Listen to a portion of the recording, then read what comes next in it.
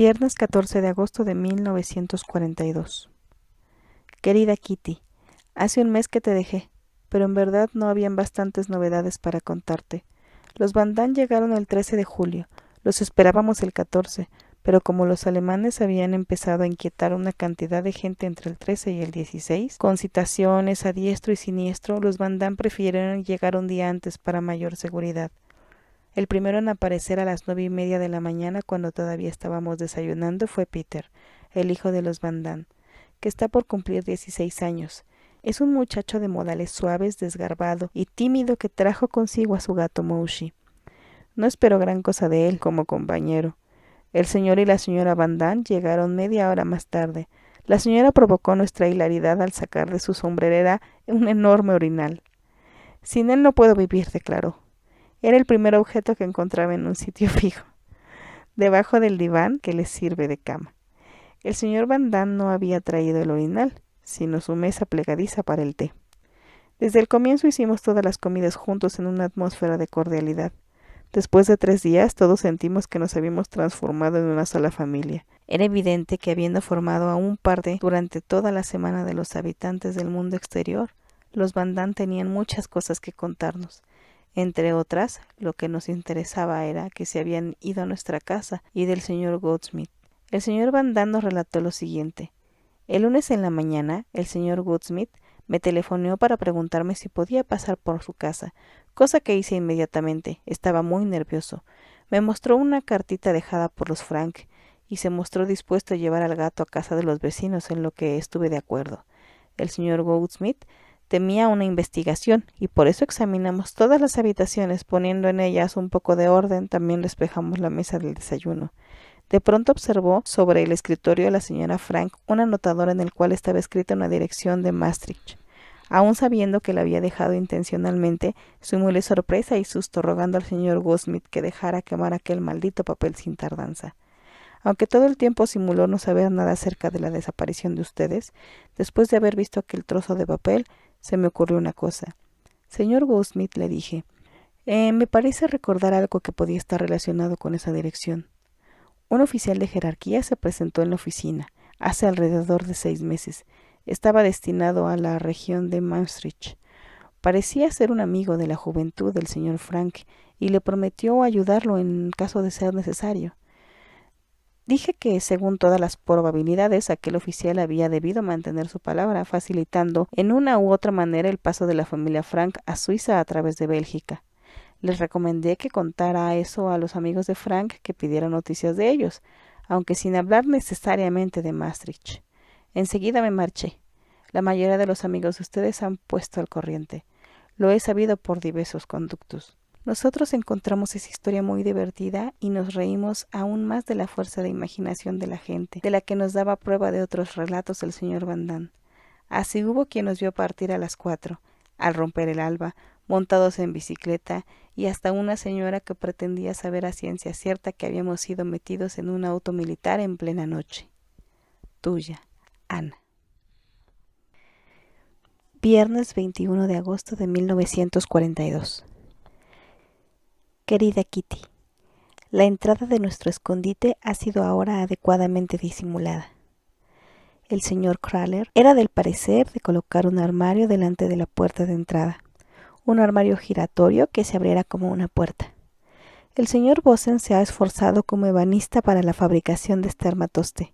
Entretanto, fue puesto al corriente de nuestra permanencia en el anexo y se muestra muy servicial, a más no poder. En este momento, para poder llegar a las oficinas hay que encorvarse primero y luego saltar, porque los peldaños han desaparecido.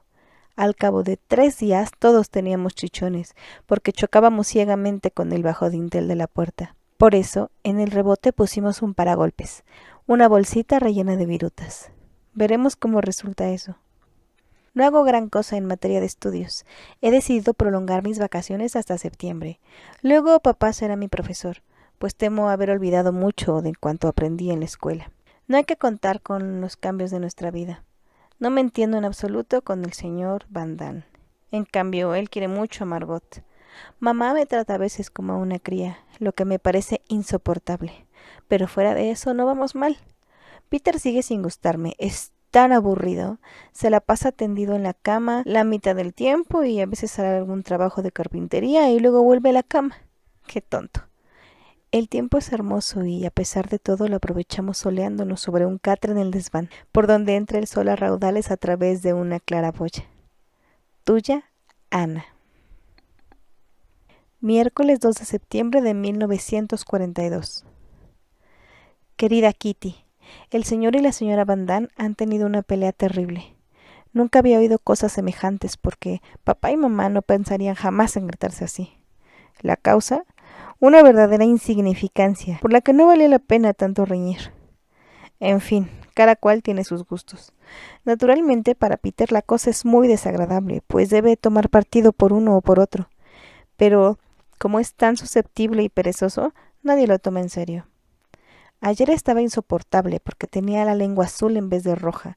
Desde luego, esta singularidad desapareció en un abrir y cerrar de ojos. Hoy sufre de tortícolis. Se la pasa con una bufanda anudada al cuello. El caballero que se queja también del lumbago. También suele experimentar dolores del corazón, en los riñones, en los pulmones. Un verdadero hipocondriaco. Esa es la palabra, ¿no? Entre mamá y la señora Van Damme hay bastantes desinteligencias. Existen, desde luego, razones para ello. Te daré un ejemplo. La señora Van Damme ha retirado del armario donde se encuentra nuestra ropa en común con sus sábanas, que eran 3. Ella juzga natural que la ropa de mi mamá sirva para todo el mundo. Se va a sentir muy decepcionada cuando compruebe que mi mamá ha seguido su ejemplo. Además se siente muy molesta porque nos servimos de su juego de mesa y no del nuestro para uso común. Trata por todos los medios de saber qué hemos hecho de nuestros platos de porcelana, los cuales han estado mucho más cerca de lo que ella supone, en el desván, alineados en cajas de cartón detrás de los cartapacios. Los platos son inhallables, permanecerán allí tanto tiempo como nosotros. Siempre tengo la mala suerte. Ayer dejé caer un plato, pero pertenece a la señora. Se hizo trizas. ¡Oh!, exclamó ella furiosa. Es que no puedes tener más cuidado, esto es todo lo que me queda. A pesar de todo, el señor Van Damme me prodiga pequeñas amabilidades. Esta mañana, mamá ha vuelto a abrumarme con sus sermones. Ya no puedo soportarlos. Nuestras opiniones son demasiado opuestas. Papá me comprende, aunque a veces llega a enfadarse conmigo durante 5 minutos. La semana pasada nuestra vida monótona fue interrumpida por un pequeño incidente. Se trataba de Peter y un libro sobre las mujeres. Margot y Peter tienen permiso para leer casi todos los libros que el señor Copius saca de la biblioteca pública para nosotros, pero se juzgaba que un libro sobre el tema tan especial que quedaba en manos de las personas mayores. Eso bastó para despertar la curiosidad de Peter. ¿Qué podía tener de prohibido aquel libro? A hurtadillas se lo sustrajo de su madre mientras ella charlaba con nosotras abajo, y escapó al desván con su botín. Todo anduvo bien durante varios días. La señora Van Damme había observado los manejos de su hijo, pero no se lo dijo a su marido, hasta que éste lo olfateó por sí solo. ¿Cómo se encolerizó? Al recuperar el libro, creyó la cuestión terminada, mas no contaba con la curiosidad de Peter, que no se dejó intimidar en absoluto por la firmeza del padre. Peter trató por todos los medios de leer hasta el fin aquel volumen. Entretanto, la señora Van Damme había venido a pedirle su opinión a mamá. Mamá juzgaba que, en efecto, aquel libro no era adecuado para Margot, aun cuando aprobaba que lo leyera la mayoría de los otros. «Hay una gran diferencia, señora Van Damme», dijo mi mamá, «entre Margot y Peter, ante todo. Margot es una muchacha, y las muchachas están siempre más adelantadas que los muchachos. Además, Margot ya ha leído muchos libros serios y no abusa de lecturas prohibidas, y por tanto, Margot es más madura e inteligente, lo que se demuestra por el hecho de que ya casi termina la escuela». La señora Van Damme se mostró de acuerdo con mi madre, aunque seguía considerando erróneo permitir a los jóvenes leer libros escritos para adultos. Lo cierto es que Peter seguía buscando un momento propicio para apoderarse del libraco. Cuando nadie lo observaba, la otra tarde, a las 7:30, cuando todo mundo escuchaba la radio de la oficina privada, él se llevó su tesoro al desván. Debió bajar allí a las 8:30, pero el libro era tan palpitante que no prestó atención a la hora y apareció en el momento en que su padre regresaba a su habitación. ¿Adivinas la segunda parte? Una bofetada, un golpe, y el libro cayó sobre la mesa y Peter al suelo. Estas eran las circunstancias en el momento de cenar. Peter se quedaba donde estaba. Nadie se preocupaba de él. Había sido castigado. La comida prosiguió. Todo el mundo estaba de buen humor y charlaban y se reían. De pronto, un silbido agudo nos hizo palidecer. Todos dejaron cuchillos y tenedores. Se miraron con espanto y enseguida se oyó la voz de Peter gritando por el caño de la estufa. Si ustedes creen que voy a bajar, se equivocan. El señor Van Damme tuvo un sobresalto. Tiró su servilleta y con el rostro ardiente rugió. Basta, ¿me oyes?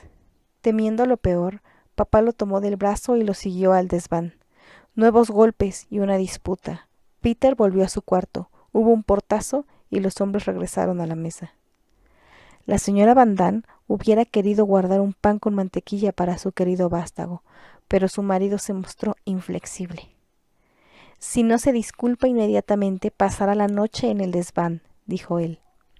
Hubo protestas de parte de todo el resto, pues considerábamos que privarle de cenar ya era suficiente castigo, y si Peter se resfriaba, ¿a dónde irían a buscar un médico? Peter no se disculpó y volvió al desván. El señor Van Damme resolvió no ocuparse más del asunto. Sin embargo, a la mañana siguiente pude comprobar que Peter había dormido en su cama, lo que no impidió que a las 7 volviera a subir al desván. Fueron menesteres las persuasiones amistosas de papá para hacerlo bajar. Durante 3 días, miradas de enojo, silencio obstinado, y luego todo volvió a la normalidad. Tuya, Ana.